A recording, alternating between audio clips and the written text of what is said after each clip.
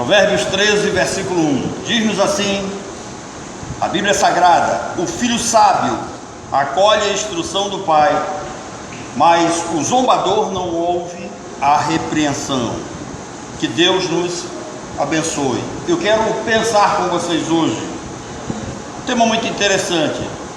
Deus escolheu para o pai, uma mensagem para os pais, e foi Deus quem escolheu o seu pai, uma mensagem para os filhos. Irmãos, ser pai nunca foi uma tarefa fácil em lugar nenhum da terra. Eu digo isso porque todo pai é um provedor, um amigo. Todo pai deve ser um sacerdote, um protetor, um exemplo a ser seguido. Isso lhe pesa aos ombros. Quando olhamos para a vida de um homem, que eu quero tê-lo como exemplo hoje, e preste atenção, porque ele vai ter muito a dizer para a sua vida, tanto para você que é pai, quanto para você que é filho. Eu quero olhar para o dilúvio hoje e ver como Deus chama o pai Noé, a atitude que esse homem tem, como ele se comporta dentro da arca, como ele toma a decisão de construir um barco num período da história que nunca havia caído uma gota de água sobre a terra. Alguém que é taxado de louco, mas alguém que assume a responsabilidade de levar em frente um projeto de vida que foi dado por Deus e que nenhuma outra pessoa levou a sério e acreditou, a não ser ele próprio. Então, quando eu digo que ser pai não é tarefa fácil, eu falo isso olhando para a vida de Noé. Gênesis 6 nos apresenta Deus como um juiz irado. Deus é um juiz irado diante de toda a sua criação e um criador decidido a eliminar da face da terra a humanidade corrompida pelo pecado que ele mesmo havia criado. Esse texto que narra o dilúvio, ele é profundamente significativo para nós como pais, porque vai nos mostrar um Deus que não usa de jeitinho. Deus não tem jeitinho. Deus é um Deus que no íntimo, quando ele não se agrada de algo, ele é capaz de destruir para criar novamente. E é isso que acontece. Deus olha para a corrupção da humanidade que havia se instalado na face da terra. E aí a Bíblia vai nos dar conta acerca de que os filhos de Deus se misturaram com as filhas dos homens. Quer dizer, os filhos de Deus se casaram, tiveram filhos com as filhas dos homens. Eu já vi uma série de interpretações sobre esse texto. Alguns falam que esses filhos de Deus são anjos, que assumiram forma humana, se envolveram com mulheres. Outros dizem que eram os descendentes de Sete. Mas aí eu recorro para a cultura hebraica. Sempre que eu tenho uma dúvida, sempre que eu tenho alguma dificuldade, eu vou para a cultura judaica, eu vou para o hebraico, que é a língua originária das Escrituras, que é a cultura originária da Bíblia. E aí a cultura hebraica vai nos dizer que esses filhos de Deus foram filhos que Deus teve com Eva antes da queda. Eles são filhos santos, são filhos puros. E esses filhos dos homens são filhos que Adão e Eva tiveram depois da queda. E geralmente tem aquele povo que diz assim: mas pastor, a Bíblia não diz isso. Ela diz: você que não presta atenção nos detalhes. Eu sempre chamo a atenção dos meus alunos: olhem para os detalhes. Onde é que a Bíblia diz isso? Na sentença de Deus para Eva. Observe, Deus disse para Eva: multiplicarei sobremodo as tuas dores de parto. Querido, quem entende de matemática, zero não se multiplica. Então a cultura judaica traz essa resposta para nós. E o texto diz que aquilo que é puro se mistura com aquilo que é impuro. A humanidade se torna corrompida. Deus tem um limite. Chegando a esse limite de Deus, Deus decidiu destruir a humanidade. Deus viu que a maldade era tanta que não havia solução a não ser destruir tudo para fazer uma nova edição. Destruir tudo que estava relacionado com a vida humana. Tudo deveria ser feito de novo. Gênesis 6 diz para nós que a paciência de Deus tem um limite. E que quando a pecaminosidade do homem em qualquer lugar da terra atinge esse limite, chega a um nível insuportável, Deus destrói tudo, elimina a criação e faz outra para a glória do seu próprio nome. A história está aí para provar: com Deus não se brinca, com Deus não se zomba. Não tire gracinha com Deus, não faça piadas com Deus, leve muito a sério aquilo que Ele diz. Na história há uma série de povos que desapareceram. Se você adentrar aí no YouTube, você vai ao Google, você vai encontrar no mínimo registrado muito mais de 15 povos que já desapareceram da face da terra. Entre eles estão os mais famosos, que são os Olmecas, que viveram entre 1200 e 400 anos antes de Cristo. Até 400 anos antes de Cristo se tinha registro desse povo, e esse povo desapareceu. Os nabateus desapareceram em 312 antes de Cristo. Os maias, que são os mais conhecidos, aqui entre 2600 antes de Cristo a 1520 depois de Cristo. Irmãos, os maias, sem dúvida nenhuma, são o mais impressionante desaparecimento de uma civilização. Até hoje não se sabe como esse povo desapareceu, depois de tantos registros na história. A Bíblia vai chamar a atenção dos seus filhos, daqueles que a estudam, para Sodoma e Gomorra. Sodoma e Gomorra também é um exemplo de que quando chega ao nível do insuportável, Deus faz descer fogo de algum lugar para destruir aquilo que Ele mesmo criara. Os jebuseus também provam que Deus pode fazer um povo desaparecer. Esse povo deveria ter sido destruído quando Israel adentra a terra prometida, mas Josué não os destruiu. Eles perdem parte da sua população no reinado de Davi, e vem Salomão e acaba de dizimar o restante desse povo.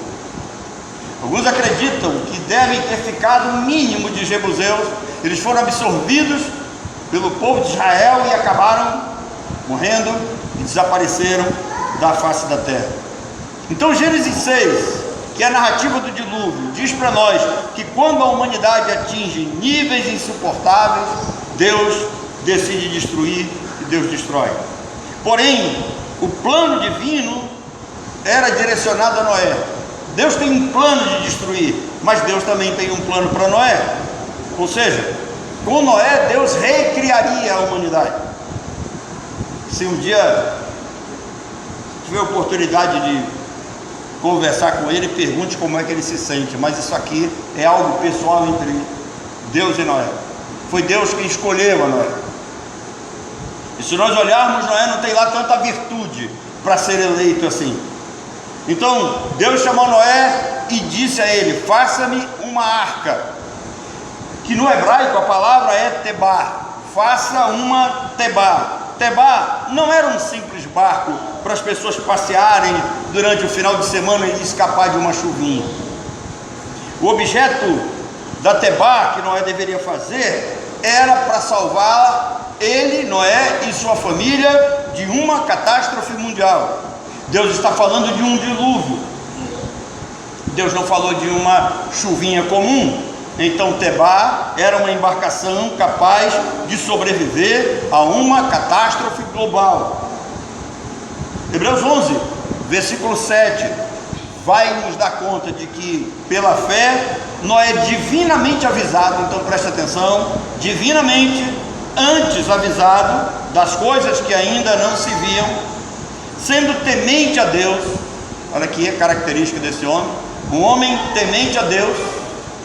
E aqui tem uma lição para nós, queridos. Às vezes nós olhamos que o mundo não tem mais jeito. Às vezes nós olhamos que as coisas estão fora da sua rota. Parece que os vagões estão fora dos trilhos. Mas deixa eu dizer uma coisa para você: Deus tem sempre um grupo que Ele reservou para Ele mesmo. Esse mundo não é um campo jogado fora. Esse mundo tem um dono. Esse mundo tem um Senhor. Essa terra tem um lavrador que cuida dela. Então Deus tem no meio dessa humanidade um homem temente a Ele. E aí diz: pela fé Noé é divinamente avisado das coisas que ainda não se viam, sendo temente a Deus, preparou a Tebá, para salvamento da sua família. Preste atenção, a arca era para salvamento da família de Noé. E aqui eu quero chamar a sua atenção porque há um equívoco. Eu vejo pregadores dizendo que a arca era para salvar a humanidade. Não é, querido. A pecaminosidade, aí nós vamos ter um problema, porque a língua hebraica vai dizer que a iniquidade chegou a níveis insuportáveis. E agora, preste atenção, para aqueles que acreditam e que dizem que não existe pecadinho e pecadão, iniquidade, na língua hebraica, é o nível máximo de agressão à justiça divina. Então, para pecado, tem um remédio muito fácil: se confessarmos os nossos pecados, Ele é fiel e justo para nos perdoar os pecados. Se transgredirmos, pecado é a transgressão da lei. Jesus é o fim da lei. O fim da lei é Cristo, há perdão para isso. Agora, iniquidade, segundo a língua hebraica, é a mais alta blasfêmia. Se você quiser saber o que é um iníquo, aquele é o sujeito que diz que cultua a Deus, que serve a Deus e que sai da igreja de Deus e vai para um terreiro de macumba bater tambor para demônio. Iniquidade é alguém que tem envolvimento com animal, chamado zoofilia, que pratica sexo com animal. Alguém que pratica sexo com criança, pedofilia. Gente que pratica sexo com pessoas do mesmo sexo, chamado homossexualismo, da qual hoje nós estamos sendo perseguidos porque pregamos contra isso. Mas esse é o grau máximo de agressão à justiça divina. E quando a justiça divina é atingida, chega num ponto, ele tem que tomar uma providência.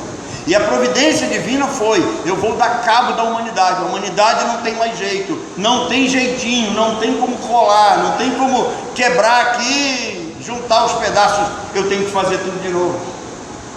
E aí Deus escolhe Noé. Por que Noé? Porque ele tem essa característica de justiça que Deus vê nele. Ele pega um homem que tem características justas para ele dar continuidade ao seu projeto com a humanidade, e ele resolve destruir todos os outros. Por isso que Hebreus diz que Noé preparou uma arca para salvamento da sua família. Se você me perguntar quantas pessoas caberiam na arca, eu vou dizer para você: apenas 8. A humanidade estava tão corrompida que Deus encheu a arca de bicho para mostrar que quando os seres humanos entram num estado de degradação moral, bicho tem mais valor para Deus do que o próprio ser humano. Aquelas pessoas que ficaram fora da arca, eles deveriam olhar para aquele barco, para aquela embarcação, para aquela tebá e entender: eu poderia estar no lugar daqueles bichos lá. Quem deveria ter sido salvo seria eu. Mas aquele ser humano estava ali olhando para toda a sua miséria, uma miséria que também é vista até na vida de Noé e de sua família. Quanto tempo eles ficam dentro da arca? 40 dias, ou 40 dias e 39 noites, para melhor entendermos isso. Eles estavam ali junto com os outros animais. Eles tinham necessidades dentro do barco para serem supridas. Eles tinham necessidade de alimento, eles tinham necessidade fisiológica. Isso é o retrato de toda a nossa pecaminosidade, toda a nossa miséria. Nós temos que colocar para fora isso. Às vezes nós nos olhamos no espelho quando a gente está saindo, se arrumando, e nós nos achamos o máximo, né? Quando alguns estão sentados no vaso, talvez não tenha o mesmo conceito. Isso é a miséria humana sendo demonstrada. Então, o texto diz que pela fé de Noé, Deus condenou o mundo, e Noé se tornou herdeiro da justiça, segundo a fé que lhe foi dada. Preste atenção, a arca nunca teve o propósito de salvar a humanidade. A arca era para salvar Noé, sua mulher, seus filhos e suas noras. E para mostrar toda a sua indignação, Deus mesmo fechou a porta da arca para que ninguém a abrisse. Noé e sua família, eles precisavam de ocupação, eles precisavam ter algum tipo de atividade que não estressasse a ponto de eles chegarem em um estado de depressão dentro da arca. E aí eles tinham que cuidar dos bichos. Cuidar dos bichos era uma ocupação. No projeto divino, a arca tinha apenas uma porta larga, e todos nós sabemos, para entrar e sair, e uma pequena janela no alto. Agora, todos nós sabemos para que serve uma janela. Uma janela serve, em primeiro lugar, para entrar luz. Mas eu digo a você que aquela janela não foi feita para entrar luz, porque aquela pequena janela não tinha condições de iluminar o barco inteiro. Além disso, lá fora estava escuro.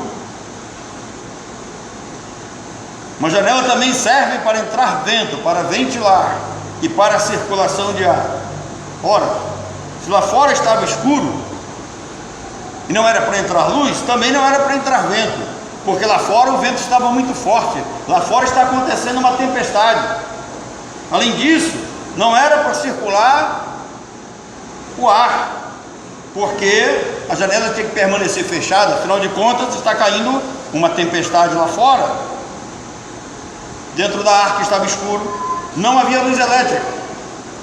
E aqui tem uma pergunta: ora, se estava escuro, se não havia luz elétrica, como Noé e sua família venceram a escuridão durante todo aquele período? Aí a cultura judaica responde, e aqui eu quero chamar a sua atenção, para você que é pai e para você que é filho. Dizem os sábios rabinos que Deus deu uma tocha a Noé, um fogo que não se apagava, uma luz que estava acima de toda aquela tragédia. Com a tocha na mão, Noé podia produzir luz em toda a água. Onde ele estava havia luz. Aquele fogo também servia para afastar os animais, colocar os animais em ordem. Noé é o líder dentro do seu reino. O que sobrara da humanidade era apenas uma arca com 8 pessoas dentro, mas um líder com uma tocha na mão. Com a tocha na mão, Noé não tem medo de animais perigosos. Noé não tem medo de insetos peçonhentos. Com a tocha na mão, Noé poderia ir nos lugares mais escuros e difíceis daquele barco, daquela embarcação. A arca construída por Noé tinha 137 metros de comprimento, tinha 23 metros de largura e 14 metros de altura. 3 andares, divididos em compartimentos, toda construída em madeira de cipreste. A arca não tinha motor, a arca não tinha quilha, a arca não tinha leme, porque ela não foi feita para navegar. A arca foi feita para se manter intacta, firme, sobre toda aquela tempestade, para enfrentar a fúria das águas e ser vencedora. O barco era grande, alto e escuro, mas com a tocha na mão. O único a ser notado ali dentro era Noé. Noé não tem medo de bicho, Noé não tem medo das trevas. Noé, obedecendo a Deus, Gênesis capítulo 6, versos 21 e 22, vai dizer que Noé estocou alimento, não só para si, mas também para todos os animais. Irmãos, preste atenção, o dilúvio, a destruição da humanidade está aqui para dizer para você que nem tudo na sua vida e na sua casa e na sua família vai dar certo. Nem tudo na sua casa e na sua família vai acabar bem.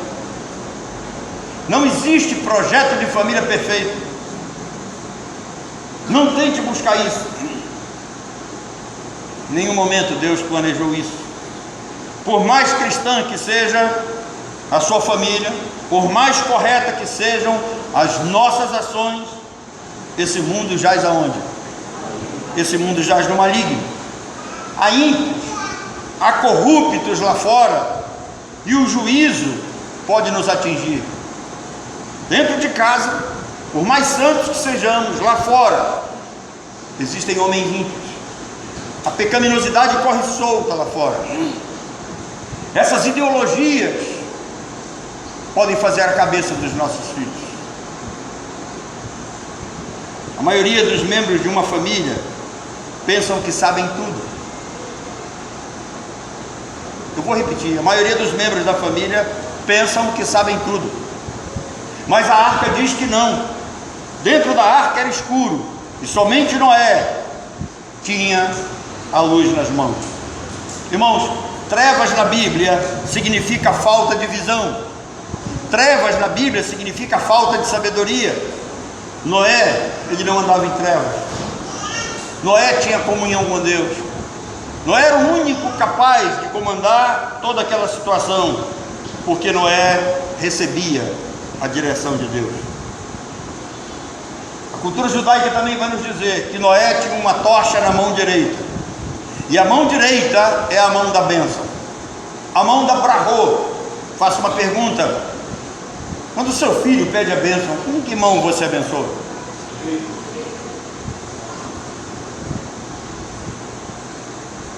De onde vem isso? Da cultura judaica.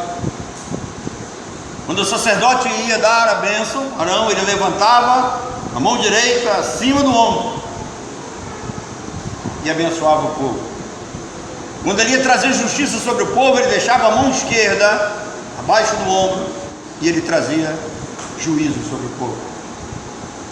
Noé tem uma tocha na mão da bênção, na mão direita.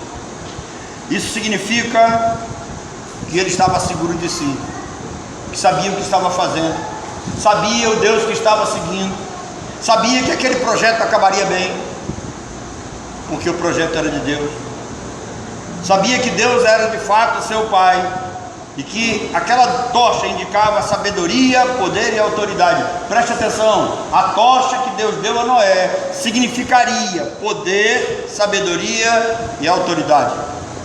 Então Noé é o único que dentro da arca ele tem poder, ele tem sabedoria e ele tem autoridade. Por isso eu quero chamar a sua atenção. Eu quero fazer uma interpretação alegórica e dizer para você: a sua casa é uma arca, e Deus colocou um homem lá dentro, e quer você goste ou não, quer você aceite ou não, ele recebeu uma tocha de Deus. É ele que merece respeito, é ele que merece honra, é ele que deve ser obedecido. E quando a Bíblia diz honra o teu pai, ele não está dizendo honra apenas os bons pais, os pais maravilhosos, os pais cultos, os pais ricos, não importa quem seja seu pai, honre a ele. Seu pai não vai prestar conta para você, seu pai vai prestar conta com Deus. Aquela família estava ali para aprender isso. Deus deu a Noé uma tocha. Respeite, ame, honre, porque ele tem nas mãos uma tocha dada por Deus. Ainda que você não veja, e aqui eu estou falando com aqueles que têm visão espiritual, ainda que você não sinta o calor, Deus deu ao seu pai uma tocha. É você, pai, que responde por sua família. E agora eu quero chamar a atenção de você e de mim mesmo, que em primeiro lugar recebi essa mensagem. Eu também sou pai. Deus poderia ter escolhido um dos filhos, não poderia? Noé tem 3 filhos. Noé tem Sem, tem Jafé, tem Cã. Ele poderia ter escolhido um dos 3 filhos, mas Deus escolheu a Noé.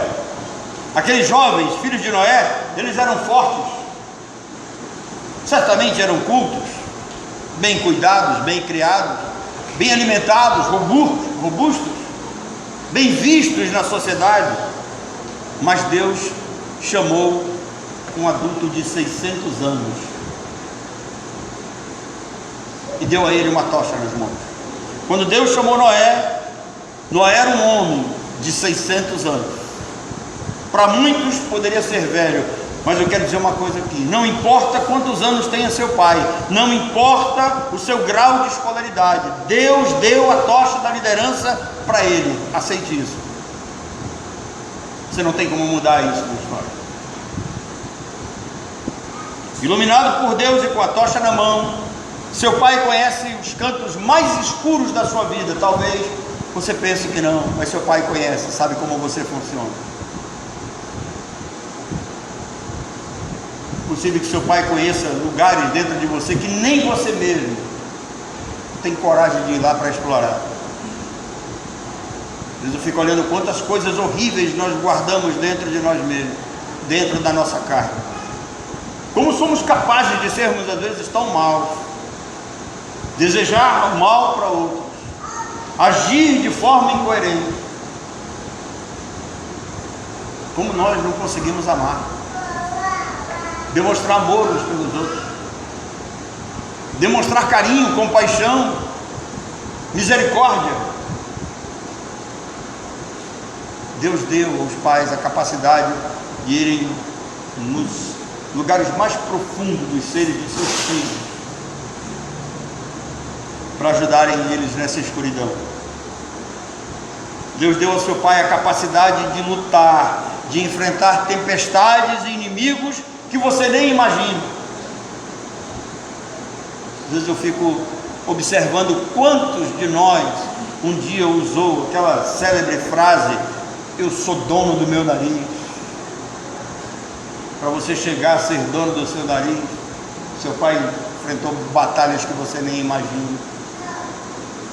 Muitos deles deixaram de dormir para que você pudesse dormir. Muitos deles deixaram de comer para que você pudesse se alimentar. Muitos deles deixaram de comprar objetos pessoais para eles mesmos, para que você fosse visto como alguém bem cuidado na sociedade. Essa é a tocha que Deus deu para eles cuidarem de suas famílias. A família de Noé dependia dele, dependia da tocha que ele carregava na mão direita. A mão da bênção é a mão que mostra o caminho, é a mão que mostra a direção. Às vezes, ou na maioria das vezes, nós não damos o menor valor para os nossos pais. Nós nem sequer procuramos eles para conversar, para pedir conselhos, para pedir certas ideias. Tem coisas na vida e no ministério que eu gostaria de ainda ter meu pai vivo para conversar com ele, para perguntar dele como o senhor agiria diante desse problema.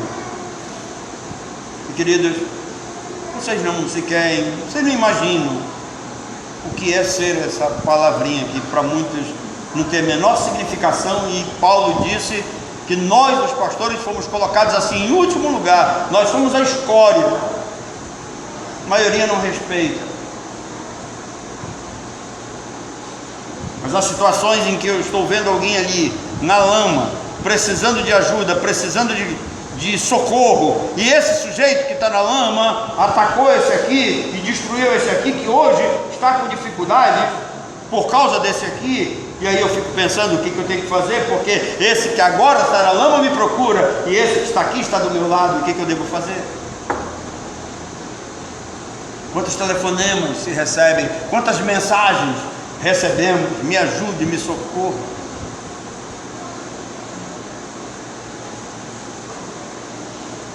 O período do dilúvio foi grande. Aquela tempestade durou 40 dias. E uma coisa me chama a atenção: não entrou água na arca. O projeto de Deus foi bem feito, não vazou. O calafeto não vazou.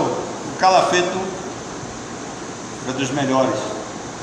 E se não entrou água, Noé não havia com o que se preocupar.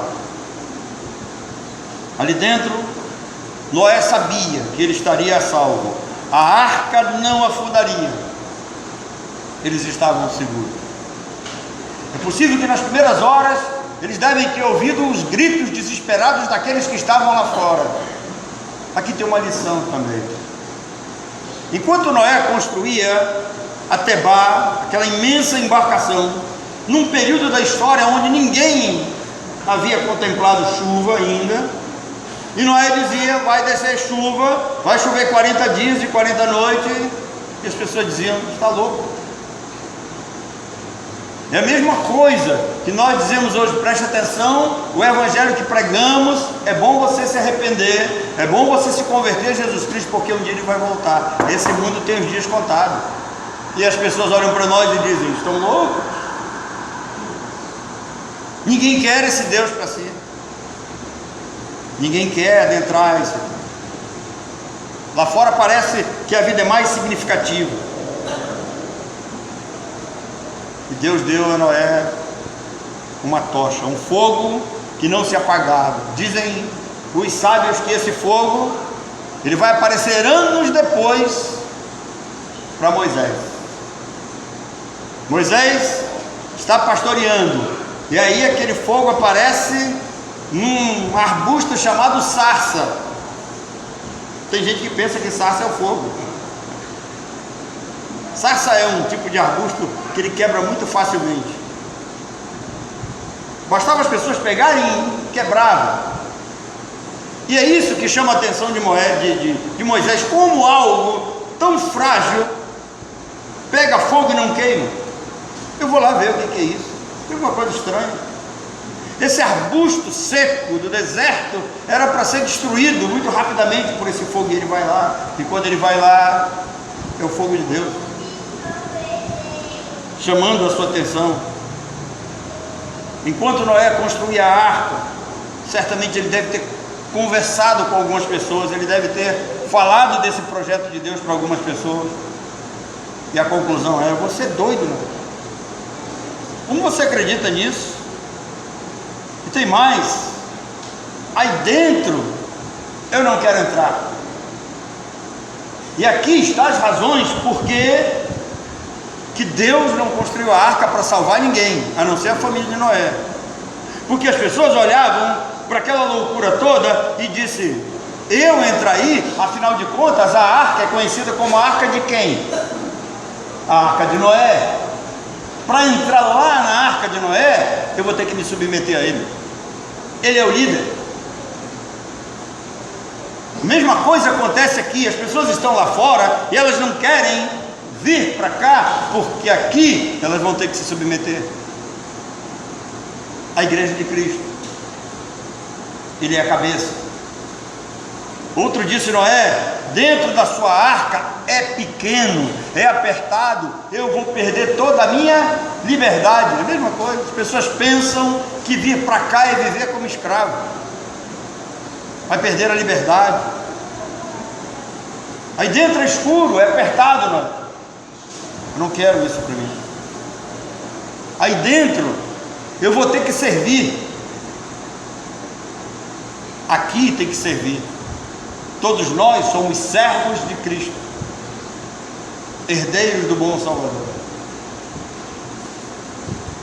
Quem não vive para servir, não serve para viver. Aqui dentro você vai ter que servir.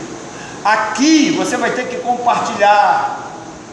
Aqui você vai ter que repartir. E aí a humanidade dizia: eu prefiro ficar lá fora. Agora você entende por que a salvação é escolha de Deus. Por que Deus escolheu os seus? Porque se dependessem deles, eles teriam essa mesma visão. Aqui eu tenho que me submeter, aqui eu tenho que dividir, aqui eu tenho que compartilhar, aqui eu tenho que servir, aqui eu não tenho liberdade, aqui eu não quero, não faz sentido. Eu prefiro lá fora. E Noé disse: você vai morrer. E eles disseram: eu prefiro arriscar, como muitos estão fazendo. Assim é a igreja, assim é a casa de papai. Casa do papai é apertado, é quente. Lá você tem que servir, lá você tem que dividir, lá você tem que compartilhar, lá você tem que fazer as coisas. Enquanto você estiver em casa do papai, obedeça, respeite, ele dita as regras, ele tem a tocha na mão. Seu pai é o homem da tocha, é o homem do fogo. Dentro da sua arca, dentro da sua casa, ele dita as regras. E agora eu quero deixar algumas lições para você que é pai assim como eu. Primeira lição: Deus lhe deu uma tocha. Essa tocha é sua.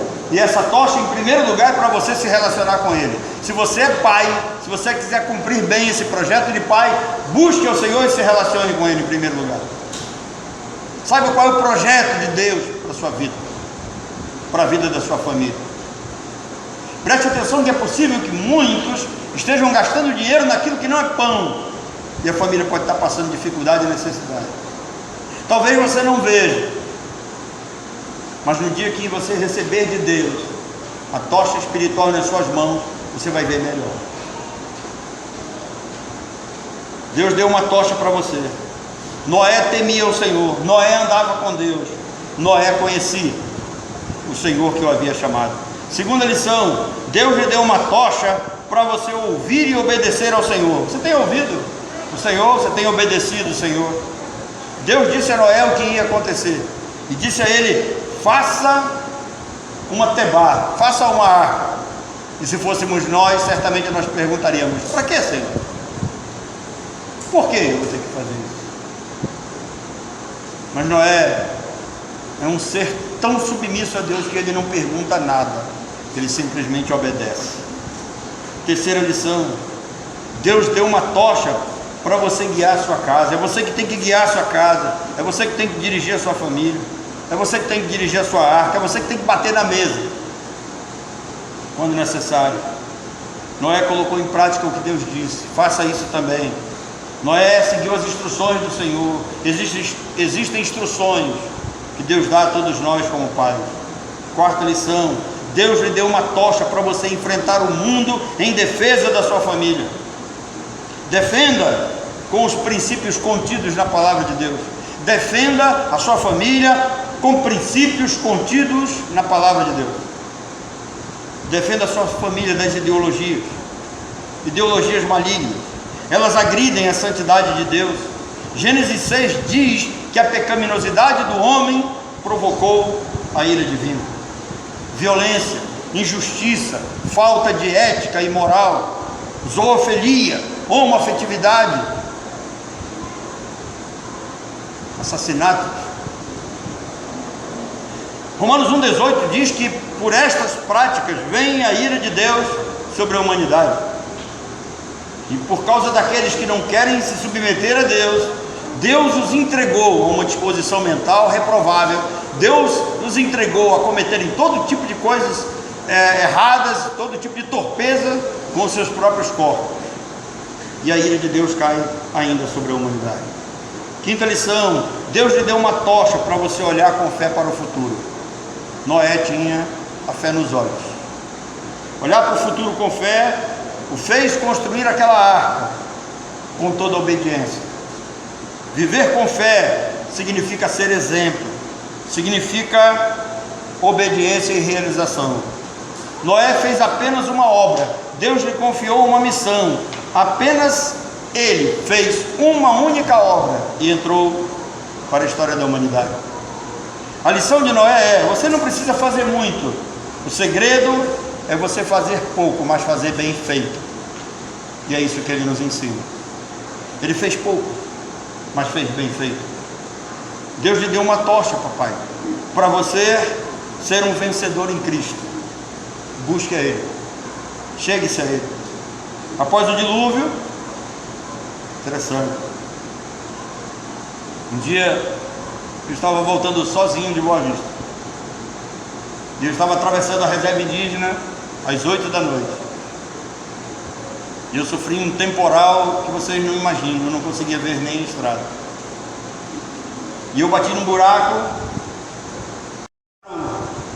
a caravana amassou, o pneu secou, e eu não tinha uma lanterna.